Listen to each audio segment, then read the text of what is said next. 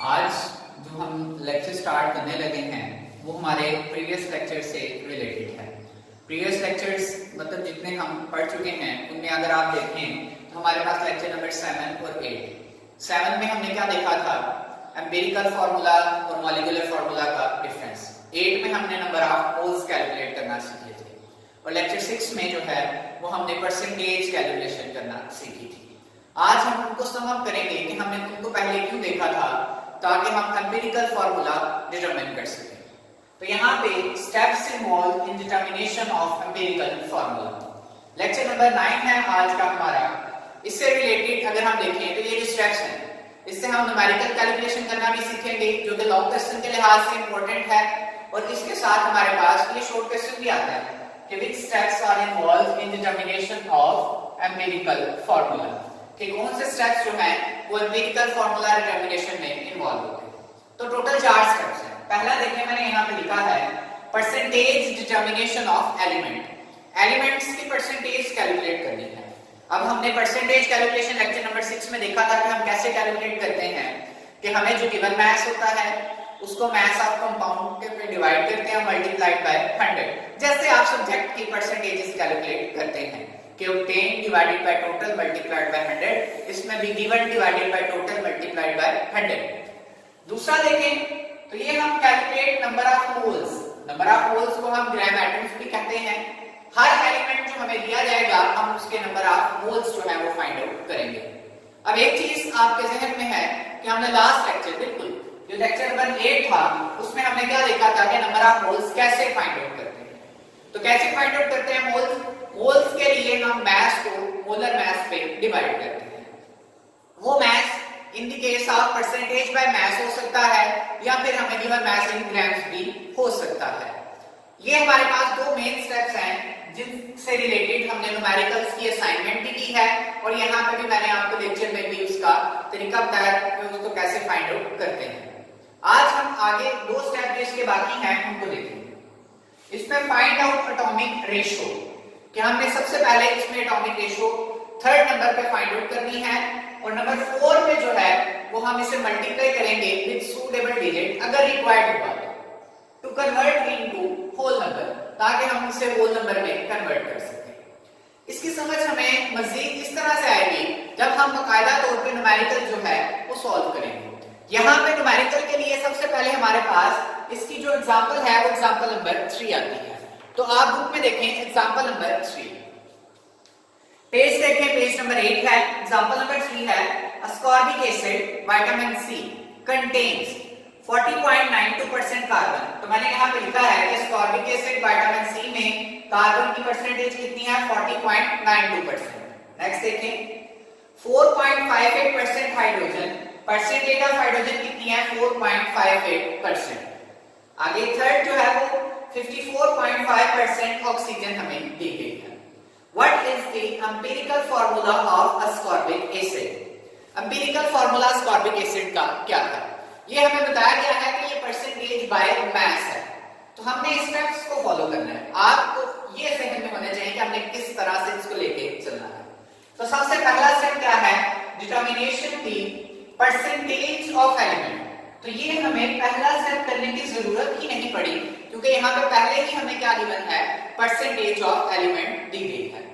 अब ये परसेंटेज उसने बताया है लास्ट में, अगर आप एग्जांपल में देखें तो ये परसेंटेज बाय मास है, यानी कि अगर आपके पास 100 ग्राम है तो आप कंसीडर कर सकते हैं कि उसमें 40.92 ग्राम कार्बन है, 4.58 ग्राम हाइड्रोजन है, 54.5 ग्राम ऑक्सीजन है। तो ये परसेंटेज बाय मास पहला स्टेप यहाँ पे हमारे पास कंप्लीट है, और एक गिवन परसेंटेज है, हमें फाइंड आउट करने की जरूरत नहीं है। सेकंड स्टेप देखें। सेकंड स्टेप में हमें क्या करना है, नंबर ऑफ मोल्स कैलकुलेट करने हैं हर एलिमेंट के। तो पहले हम कार्बन के number of moles of carbon. तो कार्बन के मोल्स कैसे फाइंड आउट करेंगे? कार्बन का मास डिवाइडेड बाय उसका मोलर मास। मास क्योंकि ये परसेंटेज बाय मास है तो यही इसका मास काउंट होगा, डिवाइडेड बाय कार्बन का मोलर मास कितना होता है 12। आप इसको डिवाइड करें, मैंने आंसर्स वहां पे लिखे हैं। कार्बन का जो मोल्स हमारे पास यहाँ पे आएंगे कैलकुलेट करके वो 3.41 मोल्स आते हैं। सेकंड, नंबर ऑफ मोल्स,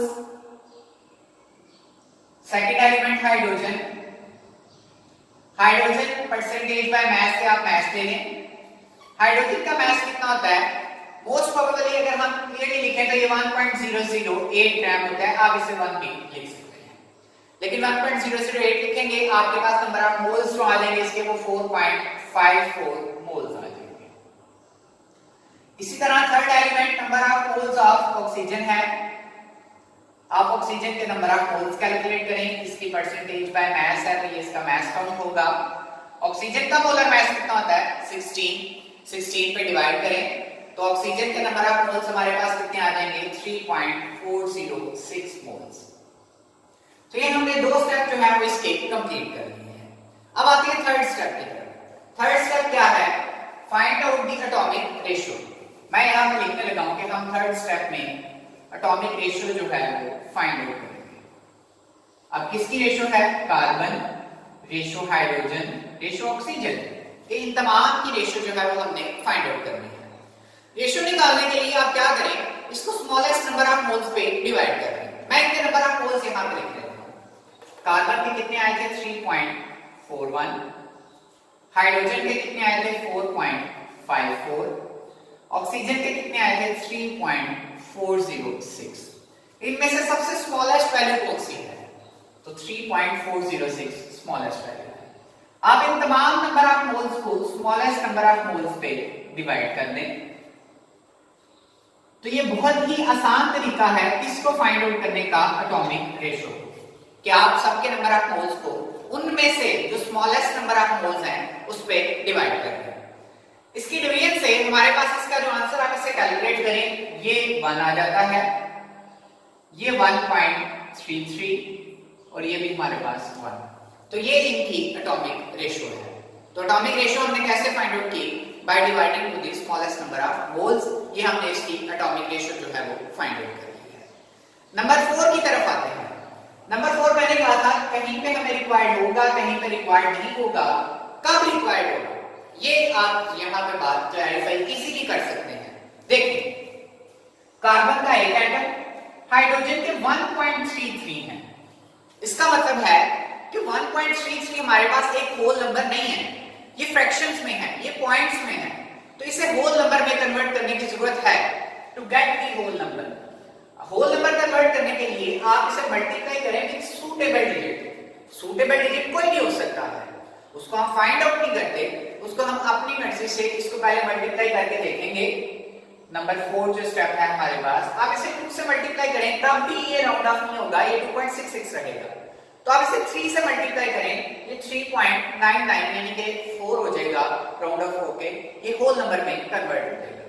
तो हम इस रेशियो को to get the whole number multiply करेंगे विद 3, तो ये क्या आ जाएगा? 3 रेशियो, इससे मल्टीप्लाई करें 4 रेशियो 3। तो ये इसका एम्पिरिकल फार्मूला है। लेकिन एम्पिरिकल फार्मूले के अंदर तो हमें एटम्स भी लिखने पड़ेंगे, तो उसके लिए आप लिखें empirical formula of ascorbic acid। जो हमसे पूछा गया था वो फिर क्या बनेगा? कार्बन के कितने एटम्स हैं? 3, हाइड्रोजन के कितने एटम्स हैं? 4, ऑक्सीजन के कितने एटम्स हैं? 3। तो ये है हमारे पास एम्पिरिकल फार्मूला। और एम्पिरिकल फार्मूला होता क्या है? जो सिंपलेस्ट रेशियो को रिप्रेजेंट करता है बिटवीन द एटम्स। तो इजीली 4 स्टेप आपने ध्यान में रखने हैं। पहले percentage, number of moles, atomic ratio. Ratio के लिए मैं दोबारा बता देता हूं क्योंकि ये हम आज कर रहे हैं, हमने पहले भी किए थे, कि आपने स्मॉलेस्ट नंबर ऑफ मोल्स इनमें से जो है उसमें डिवाइड कर दें, फिर आप अपनी रेशियो देखें। अगर ये होल नंबर है तो आपका एम्पिरिकल फार्मूला यही है। अगर ये होल नंबर नहीं है तो 4 स्टेप में आप इसे किसी सूटेबल डिजिट से मल्टीप्लाई करें और उससे हमें क्या मिल जाएगा? उसका होल नंबर रेशियो मिल जाएगी। अब एक चीज आप यहां पे देखें कि आपकी जो असाइनमेंट है हमारे पास वो कौन सी होगी।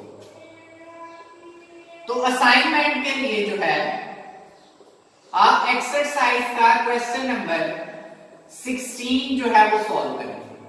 क्वेश्चन नंबर 16 एक्सरसाइज का आप सॉल्व करेंगे। मैं उसको यहाँ पे थोड़ा सा आपको बता देता हूं कि आपने उसमें क्या देखना है। तो आप एक्सरसाइज में क्वेश्चन नंबर 16 देखें। Ethylene glycol is used as automobile antifreeze, compound का बताया गया है कि इसे हम एंटीफ्रीज के तौर पे यूज करते हैं। It has 38.7% carbon, 9.7% hydrogen and 51.6% oxygen. Determine its empirical formula. 7 molar mass दिया गया है, वो हमें रिक्वायर्ड नहीं है। तो आपको परसेंटेज इसी तरह से दी गई है, आप उसके नंबर ऑफ मोल्स कैलकुलेट करें, आप उससे एटॉमिक रेशियो कैलकुलेट करें और फिर देखें कि क्या हमें 4 स्टेप की जरूरत पड़ती है या फिर होल नंबर रेशियो यहीं पे कंप्लीट हो जाती है। वही उसका क्या होगा, एम्पिरिकल फार्मूला होगा। तो ये आपकी असाइनमेंट है, आपने क्वेश्चन नंबर 16 एक्सरसाइज का ये लाजमी सॉल्व कर लेना है ताकि आपका ये कॉन्सेप्ट जो है वो क्लियर हो जाए। अल्लाह हाफिज़।